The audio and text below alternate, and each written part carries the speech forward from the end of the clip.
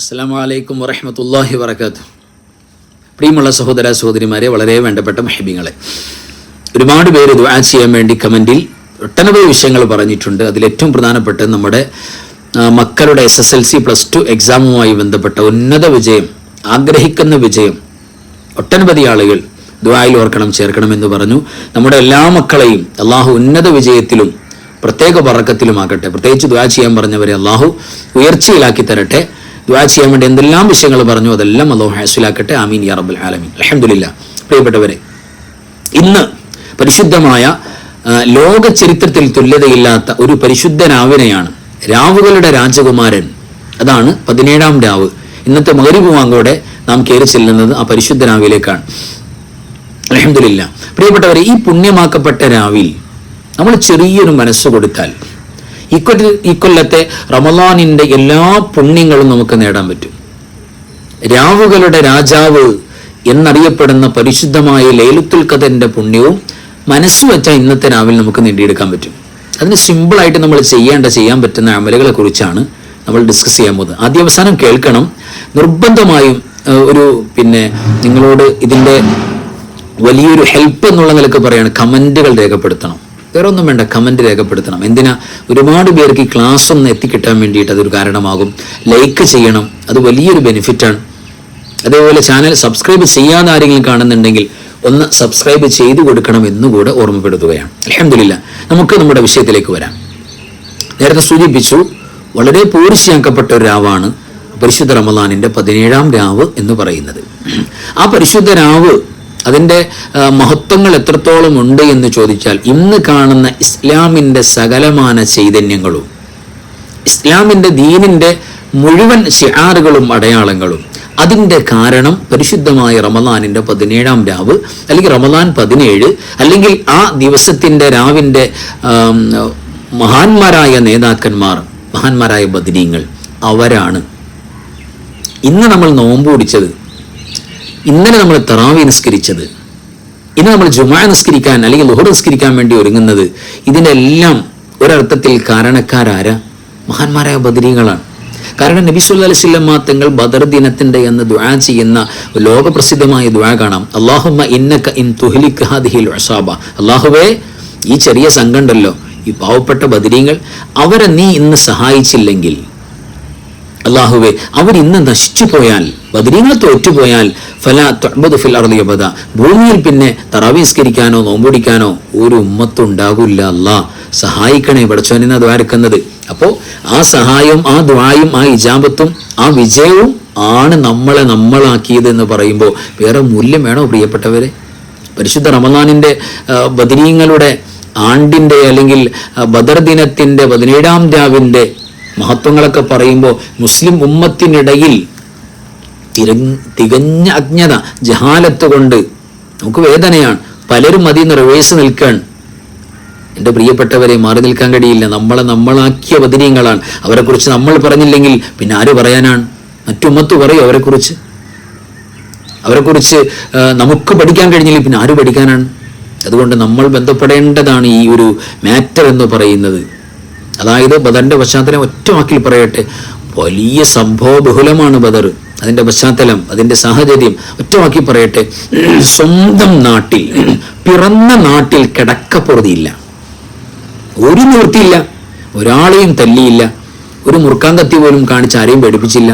സ്വന്തം നാട്ടിൽ കിടക്കപ്പുറതിയില്ല, അക്രമം, പിന്നെ വലിയ പീഡനങ്ങൾ സഹിക്കവയ്യാതെയായപ്പോൾ സ്വന്തം നാട്ടിൽ നാട് വിട്ട്, വീടും കുടുംബമൊക്കെ ഉപേക്ഷിച്ച് നാട് വിട്ടു പോകേണ്ടി വന്നു. ആലോചിച്ച് നോക്കിയാൽ നമ്മളാണെങ്കിൽ ഒരു പ്രതികരണവും ഇല്ല, ക്ഷമിച്ച് സഹിച്ച് പെട്ടി കിടക്കെടുത്തുകൊണ്ട് പോവാം. മദീനയിലേക്ക് പലായനം ചെയ്തു, നാട് വിട്ടു. ഇവിടെ ഒരു നിവൃത്തിയില്ലാത്തതുകൊണ്ട് നിസ്കരിക്കാൻ പറ്റുന്നില്ല, നബി സല്ലല്ലാഹു അലൈഹി വസല്ലം തങ്ങളെയും നിസ്കരിക്കാൻ വിടുന്നില്ല. എത്ര അക്രമ ചെയ്തത്! അങ്ങനെ നാട് വിട്ട് പോകുന്ന വഴിക്ക് വെറുതെ വിട്ടില്ല. പോകുന്ന വഴിക്ക് ചിലരുടെ ഭാര്യമാരെ പിടിച്ചു വലിച്ചു ശത്രുക്കൾ, മക്കളെ പിടിച്ചു വലിച്ചു, സമ്പത്ത് പിടിച്ചു പറിച്ചു വാങ്ങി, ഞങ്ങളുടെ നാട്ടിലെയാണെന്നൊക്കെ പറഞ്ഞിട്ട് പ്രശ്നം ഉണ്ടാക്കി.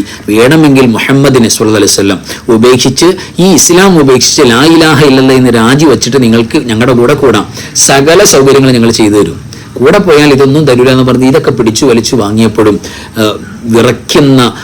വിറയ്ക്കുന്ന കാലുകളോടെ അവർ മദീനയിലേക്ക് പോയി. ദീനും കൊണ്ടവർ നാട് കടന്നു. എന്നിട്ട് മദീനയിൽ ചെന്നപ്പോൾ അവിടെയും വിട്ടില്ല. കച്ചവടം ചെയ്ത് ലാഭം ഉണ്ടാക്കി, അതുകൊണ്ട് ആയുധം വാങ്ങിയിട്ട് മദീനയിലും അക്രമം കാണിക്കും എന്ന ഘട്ടം വന്നപ്പോൾ, അതായത് അണമുട്ടിയാൽ ചേര കടിക്കും എന്ന് പറയുന്നൊരു സംഭവം ഉണ്ടല്ലോ, സകല പിടുത്തവും വിട്ടപ്പോഴാണ് ഉദിനലില്ലദീന യുഖാത്തിലൂന ബിഅന്നഹും ളലിമൂ എന്ന് പറഞ്ഞത്. നിങ്ങൾ മുഅ്മിനീങ്ങളായതുകൊണ്ട് അവരെയൊക്കെ തകർത്തേക്കൂ, അങ്ങനെയാണോ? നമ്മൾ മുസ്ലിമീങ്ങളായതുകൊണ്ട് ഇതര മതസ്ഥരായ കാഫിരീങ്ങളെ കൈകാര്യം ചെയ്യാൻ നമുക്ക് പറ്റുമോ? ഇല്ല. പിന്നെ എന്തുകൊണ്ടാണ്? ബിഅന്നഹും ളലിമൂ, നിങ്ങൾക്ക് കടക്കപ്പുറതില്ലാതെയായിപ്പോയി, നിങ്ങൾ ആക്രമിച്ച് പീഡനത്തിന് വിധേയമാക്കി നിങ്ങളുടെ ജീവൻ പോകുന്ന ഘട്ടത്തിലേക്ക് കാര്യങ്ങൾ വന്നു. അങ്ങനെ നിങ്ങൾ തൽക്കാലം പ്രതിരോധിച്ചോളൂ. അങ്ങനെ യുദ്ധത്തിന് അനുവാദം. ചില ആളുകൾ പറയും ബദർ ഉണ്ടായിട്ടില്ലേ, ടെറേസ് അല്ലേ ഇസ്ലാം എന്ന് പറയുന്ന വാളുകൊണ്ടല്ലേ പ്രചരിച്ചതെന്ന്. ഒരു ബീച്ചാങ്കത്തി പോലും ആരും എടുത്തിട്ടില്ല ഇസ്ലാമിൻ്റെ പ്രചരണത്തിന് വേണ്ടി. അതിൻ്റെ ആവശ്യമില്ല. കാരണം അത് വലഉൻ ഇലാഹിയുൻ, അള്ളാഹു വച്ചിരിക്കുന്ന സംവിധാനമാണ്. അതിനെന്താണ് കത്തിയും വാളൊക്കെ. അപ്പോൾ ഏതായിരുന്നാലും സകല പിടുത്തവും വിട്ടപ്പോൾ ഉണ്ടായ ഒരു പ്രതിരോധം, അതിന് പ്രത്യേക ഒരുക്കങ്ങളുമല്ല, അത് സാഹചര്യം മുട്ടി വന്നപ്പോൾ, അതാണ് ബദർ എന്ന് പറയുന്നത്. ആ ബദർ എന്ന് പറയുന്ന ഇസ്ലാമിൻ്റെ ഒന്നാമത്തെ വിപ്ലവം, സായുധ സമരം, ആ സമരത്തിന് പങ്കാളിയായ മഹാന്മാരായ ബദരീങ്ങൾ, അതിൽ പ്രസന്റായ ആളുകൾ, അവരാണ് അള്ളാഹു കഴിഞ്ഞാൽ പിന്നെ ഏറ്റവും വലിയ മഹാന്മാർ. ഇത് ലോകത്ത് തർക്കമില്ലാത്തൊരു മാറ്ററാണ്. അവരുടെ മഹത്വം, ബദരീങ്ങളുടെ മഹത്വം എന്താ? അള്ളാഹു കഴിഞ്ഞാൽ പിന്നെ ഏറ്റവും വലിയ മഹാന്മാർ ബദരീങ്ങളാണ്. കാരണം ബദറിൽ ഒന്നാമനാരാ? നബിഗുന മുഹമ്മദുൻ സല്ലല്ലാഹു അലൈഹി വസല്ലം തങ്ങളാണ്. അതിനേക്കാൾ മഹത്വമുള്ള ഒരു മഹ്ലൂക്ക് ലോകത്തില്ല. അഷ്റഫുൽ ഖൽഖാൻ, അഫ്ളലുൽ ഖൽഖാൻ. അപ്പോൾ ബദരീങ്ങളാണ് ഏറ്റവും വലിയ മലക്കുകളിൽ ഏറ്റവും വലിയ മഹാന്മാരാരാ? ആരാ മഹാന്മാർ? അർശ് ചുമക്കുന്ന മലക്കളാണോ? അള്ളാഹിൻ്റെ കുർസ് ചുമക്കുന്നവരാണോ? റൂഹ് പിടിക്കുന്നവരാണോ? അള്ളാഹുവിൻ്റെ മലക്കളിൽ ഏറ്റവും വലിയ ബഹുമാനമുള്ളവർ ബദറിൽ ഇറങ്ങിയ മലക്കുകളാണ്. മലക്കൾ ഇറങ്ങിയല്ലോ. അപ്പോൾ തീർച്ചയായിട്ടും പ്രിയപ്പെട്ടവരെ, ഖുർആൻ പറഞ്ഞ ആയത്തുണ്ട്, ദൃഷ്ടാന്തമുണ്ട്, ഇബറത്തുണ്ട്, ഗുണപാടുണ്ട് എന്ന് പറഞ്ഞ് പ്രസന്റ് ചെയ്ത ഒരു ഖുർആൻ പ്രസന്റ് ചെയ്ത സുഹൃത്ത് ആലു ഇമ്രാനിന്റെ 13-ാമത്തെ ആയത്ത് ഓതി പറയാൻ നേരല്ല. അത്ര വലിയ ബഹുമാനമുള്ള ഒരു സംഭവമാണ് ബദർ എന്ന് പറയുന്നത്. ആ മഹാന്മാരായ ബദരീങ്ങളെ സ്നേഹിച്ചാൽ അവർ എത്തിയ റേഞ്ചിലേക്ക് ഷഹാദത്ത് കൊണ്ട് എത്താൻ കഴിയില്ലെങ്കിൽ പോലും എന്തുകൊണ്ടെത്താം? ആ മഹബത്ത് കൊണ്ട്, സ്നേഹം കൊണ്ട് നിങ്ങൾക്ക് ബദരീങ്ങളുടെ കൂടെ നിൽക്കാമെന്ന് വാക്ക് തന്ന ആരാന്നറിയോ? പരിശുദ്ധ റസൂലാണ് സല്ലല്ലാഹു അലൈഹി വസല്ലം. സ്വാദിഖുൽ വഅദിൽ അമീനാണ്, സ്വാദിഖുൽ മസ്തൂക്കാണ്, തെറ്റില്ല.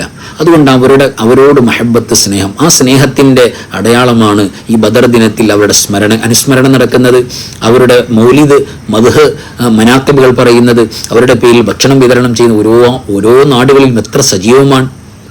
ഇതിൻ്റെ കാരണം എന്താ? അവരോട് സ്നേഹമുണ്ട്, അവരോട് മഹബത്തുണ്ട്, അവരോട് ബഹുമാനമുണ്ട്. അത് സ്വർഗത്തിൽ എത്തുമെന്നുള്ള കാര്യം തർക്കമില്ലാത്ത വിഷയമാണ്. 17-ാം രാവ് എന്ന് പറയുന്നത് ചരിത്രത്തിൽ അടയാളപ്പെടുത്താൻ തന്നെ കാരണം എന്താ? അതിനു മുമ്പ് ഇങ്ങനൊരു 17-ാം രാവ് യാതൊരു വാല്യൂ ഇല്ല. എന്താ കാരണം? പിറ്റേ ദിവസം 17-ന്റെ പകലിൽ ബദർ നടന്നു എന്നുള്ളതാണ്. അതാണ് ഈ രാവിൻ്റെ പ്രത്യേകത. അതുകൊണ്ട് ഈ രാവിന് എത്ര സ്ഥാനം കൊടുത്തെന്നറിയാം അള്ളാഹു. തഹറു ലൈലത്തുൽ ഖദ്രി ലൈലത്ത് 17. പുണ്യനബി പറയും, ഇമാം ഹാക്കിം ഉദ്ധരിക്കുന്ന ഹദീസാണ്, നിങ്ങൾ ലൈലത്തുൽ ഖദർ നിങ്ങൾക്ക് ഇക്കൊല്ലത്തെ റമദാനിന്റെ വേണമെന്നുണ്ടോ? 27-ാം രാവ് എന്ന് പറഞ്ഞിട്ട് ഇങ്ങനെ കാത്തിരുന്നാൽ ലൈലത്തുൽ ഖദർ കയ്യിൽ നിന്ന് പോകാൻ സാധ്യതയുണ്ട്. എന്താ ചെയ്യേണ്ടത്? പരിശുദ്ധമായ റമദാനിന്റെ 17-ാം രാവില്ലേ, അതിനൊന്ന് ക്യാച്ച് ചെയ്തോ, ഒന്ന് ശ്രദ്ധിച്ചോ. കാരണം സബാഹിയത്ത് ബദർ, കാരണം അതിൻ്റെ ആ രാവിൻ്റെ പുലർച്ചെ പിറ്റേ ദിവസം പ്രഭാതത്തിലാണ് ബദർ ഉണ്ടായത്. അപ്പോൾ ലൈലത്തുൽ ഖദർ വരാൻ സാധ്യതയുള്ള പ്രധാനപ്പെട്ട ദിവസം റമദാൻ 17-ാം രാവാണ്. അതുകൊണ്ടൊരു കാരണവശാലും ഇന്നത്തെ രാവ് ആർക്കും മിസ്സാകാൻ പാടില്ല. സെയ്ദ് ബിൻ സാബിത്ത് റളിയല്ലാഹു അൻഹു പ്രഗൽഭ സ്വഹാബിയാണ്. ആ സ്വഹാബി വര്യൻ റമദാൻ 17-ാം രാവ്, അതായത് ബദരീങ്ങളുടെ റമദാൻ 17-ാം രാവിനെ ഹയാത്താക്കുന്ന പോലെ വേറെ റമദാന്റെ ഒറ്റ രാത്രി ഹയാത്താക്കൂല. കാരണം അവർക്കൊക്കെ മനസ്സിലായി ഈ രാവ് വല്ലാത്ത രാവാണ്, ഇന്ന് ലൈലത്തുൽ ഖദർ വരാൻ സാധ്യത കൂടുതലാണ്. പരിശോധിച്ച് നോക്കിയിട്ട് എക്സ്പീരിയൻസ് മഹാന്മാർ പറയുന്നുണ്ട്, ഞങ്ങൾക്ക് ബോധ്യപ്പെട്ടു 17-ാം രാവിലാണ് പരിശുദ്ധമായ ലൈലത്തുൽ ഖദർ എന്നൊക്കെ. അപ്പോൾ അതിൻ്റെ ഇമ്പോർട്ടൻസ് മനസ്സിലാക്കാൻ വേണ്ടിയിട്ട് ഞാൻ പറയുന്നത്, നമുക്ക് ആർക്കും നഷ്ടപ്പെടാൻ പാടില്ല. ഞാൻ ലെങ്ത് കൂടി പോകണം, ഓടിച്ച് പറഞ്ഞു പോകാം. ഒന്നാമത്തെ നമ്മൾ ചെയ്യേണ്ട കാര്യം എന്താണെന്നറിയോ? രാത്രി ഹയാത്താക്കിയാൽ ആയിരക്കണക്കിന് മാസങ്ങളുടെ പുണ്യം കിട്ടുന്ന വലിയ സൗഭാഗ്യമാണ്, വിജയം ഉറപ്പാണ്. അതിന് ചെയ്യേണ്ട മിനിമം പണി മഗ്രിബ്, ഇശാ, സുബ്ഹ് 3 നിസ്കാരങ്ങൾ ജമാഅത്തായി നിസ്കരിക്കണം. അതിൽ യാതൊരുവിധ ഒഴിവൊഴിവും പറയാൻ പാടില്ല. 3 നിസ്കാരം സഹോദരിമാർക്ക് ജമാഅത്തായാൻ വേണ്ടി ശ്രമിക്കണം, ഒരാളെങ്കിലും കൂട്ടണം. പിന്നെ രണ്ടാമത്തെ കാര്യം സൂറത്തുൽ ഖദർ, ഇന്നാ അൻസൽനാഹു ഫീ ലൈലത്തുൽ ഖദർ, ഒരു വട്ടമെങ്കിലും മനസ്സറിഞ്ഞ് പാരായണം ചെയ്യണം. ഈ സൂറത്ത് ഓതുന്നവർക്ക് റമദാനിന്റെ 30 നോമ്പിന്റെ കൂലിയും ലൈലത്തുൽ ഖദറിന്റെ രാവിലെ നിസ്കരിച്ച കൂലിയും അള്ളാഹു തരും എന്നതിന്റെ ഫളായിൽ കാണാം. അപ്പോൾ ഏതായിരുന്നാലും ഈ സൂറത്ത് കൊണ്ട് ഭയങ്കര ലാഭം കിട്ടുന്നത്, അത് നമ്മൾ തീർച്ചയായും പാരായണം ചെയ്യണം. മൂന്നാമത്തെ കാര്യം, അല്ലാഹുമ്മ ഇന്നക അഫ്വുൻ തുഹിബ്ബുൽ അഫ്വ ഫഅഫു അന്നീ എന്ന് പറയുന്നത് ദുആയല്ലേ. അത് അവസാനത്തെ പത്തിലേക്ക് മാത്രം മാറ്റി വെച്ച് നമ്മൾ നീങ്ങി നിൽക്കാൻ പാടില്ല. ലൈലത്തുൽ ഖദറാണെന്നുള്ള സാധ്യതയുടെ രാവിൽ ചൊല്ലണമെന്ന് പുണ്യ നബി സ്വല്ലല്ലാഹു അലൈഹി വസല്ലം അത് പഠിപ്പിച്ച ദുആയാണ്. അല്ലാഹുവിനോട് അഫ്വ് ചോദിക്കുക, മാപ്പ് ചോദിക്കുക, എനിക്ക് മാപ്പ് തരണേ എന്ന് പറയാം. ഇനി നാലാമത്തെ കാര്യം, ദുആക്ക് ഭയങ്കര ഇജാബത്താണ് ഇന്നത്തെ രാവിൽ. അതുകൊണ്ട് ദുആ ചെയ്യാൻ നമ്മുടെ കാര്യങ്ങളൊക്കെ ചോദിക്കാം. പ്രത്യേകിച്ച് എക്സാമിൻ്റെ കാര്യങ്ങളൊക്കെ പറഞ്ഞല്ലോ, രോഗത്തിൻ്റെ കാര്യം, വീടിൻ്റെ കാര്യം, മക്കളുടെ കാര്യം, ഭർത്താവിൻ്റെ കാര്യം, ജോലിയുടെ കാര്യം, കച്ചവടത്തിൻ്റെ കാര്യം, എല്ലാം കൽബ് തുറന്ന് പ്രിയപ്പെട്ടവരെ അള്ളാഹിനോട് ചോദിക്കണം ഇന്നത്തെ രാവിലെ സമയം കിട്ടുമ്പോൾ. അഞ്ചാമത്തെ കാര്യം, തറാവി നിസ്കാരം. അമ്പിയാക്കളുടെ കൂലി അള്ളാഹു ഇന്നത്തെ തറാവിന് നൽകും, മുടങ്ങാനേ പാടില്ല. ആറാമത്തെ കാര്യം, ഹദിയ കൊടുക്കുന്ന കാര്യം ഇന്നത്തെ രാവിൽ. അൽഹംദുലില്ലാ, ആയിരക്കണക്കിന് മാസക്കാലം ഹദിയ കൊടുത്ത കൂലിയാണ്. ഇന്ന് ഹദിയ കൊടുക്കുന്നവർക്ക് വലിയ സൗഭാഗ്യമാണ്. അവിടെ സമ്പത്തിൽ ബറക്കത്ത് പെയ്തിറങ്ങും, അള്ളാഹുവിൻ്റെ വലിയ റഹ്മത്തുണ്ടാവും. അത് പ്രത്യേകം ശ്രദ്ധിച്ചു കൊടുക്കണം. ഇനി ഏഴാമത്തെ ഒരു കാര്യം, ലൈലത്തുൽ ഖദറിന്റെ കൂലി അള്ളാഹുവെ എല്ലാ മുഅ്മിനീങ്ങൾക്കും ഇക്കൊല്ലത്തെ ലൈലത്തുൽ ഖദറിന്റെ കൂലി നീ കൊടുക്കണേ അള്ളാഹ് ഇന്നത്തെ രാത്രി ദ്വാരക്കണം. അതോടൊപ്പം ലോക മുസ്ലിമുകൾക്ക് വേണ്ടി ഇപ്പോൾ യുദ്ധത്തിന്റെ കെടുതി ഉണ്ടല്ലോ, അള്ളാഹുവെ സമാധാനം. എങ്ങനെയാണെങ്കിലും പ്രിയപ്പെട്ടവരെ വലിയ വേദനയിലേക്ക് കാര്യങ്ങൾ പോകും, സാമ്പത്തിക തകർച്ചയിലേക്കും മാന്ദ്യത്തിലേക്കും പോകും, ഭയങ്കരമായ ദാരിദ്ര്യത്തിലേക്ക് ലോകം പോകുന്നൊരവസ്ഥയിലേക്കാണ്. അള്ളാഹിനോട് ദ്വാരക്കണം, എല്ലാം ശാന്തമാകണം, റാഹത്താകണം. പ്രത്യേകിച്ച് മുസ്ലിമീങ്ങൾക്ക് നീ ഇജ്ജത്ത് കൊടുക്കണം. പിന്നെ മൗലിദ് പാരായണം, അസ്മാ ഉൽ ബദർ, ബദരീങ്ങളുടെ 313 വരുന്ന മഹാന്മാരുടെ പേര് പറഞ്ഞിട്ട് ദ്വാരക്കണം. അവരുടെ പേരിൽ ഭക്ഷണം കൊടുക്കുന്നതിലൊക്കെ പങ്കാളിയാകണം. പരമാവധി നമ്മുടെ മഹല്ലിൽ, അതും ബദരീങ്ങളുമായി ബന്ധപ്പെട്ട എന്ത് പരിപാടി ഉണ്ട് ആ പ്രോഗ്രാമിലൊക്കെ ഒന്ന് പ്രസന്റ് ചെയ്ത് കൊടുക്കണം. അൽഹംദുലില്ലാ, അല്ലാഹു സുബ്ഹാനഹു വ തആല ബദരീങ്ങളോടൊപ്പം സ്വർഗം നേടാൻ അല്ലാഹു തൗഫീഖ് നൽകട്ടെ, വിജയിപ്പിക്കട്ടെ, സലാമത്തിലാക്കട്ടെ. എല്ലാവർക്കും സന്തോഷം നേരുകയാണ്. അല്ലാഹു സന്തോഷം നൽകട്ടെ. ദുആ ചെയ്യാൻ വേണ്ടി ഏൽപ്പിച്ച എല്ലാവർക്കും ബറക്കത്ത് നൽകട്ടെ. ആമീൻ യാ റബ്ബൽ ആലമീൻ. അസ്സലാമു അലൈക്കും വറഹ്മത്തുള്ളാഹി വബറകാതുഹു.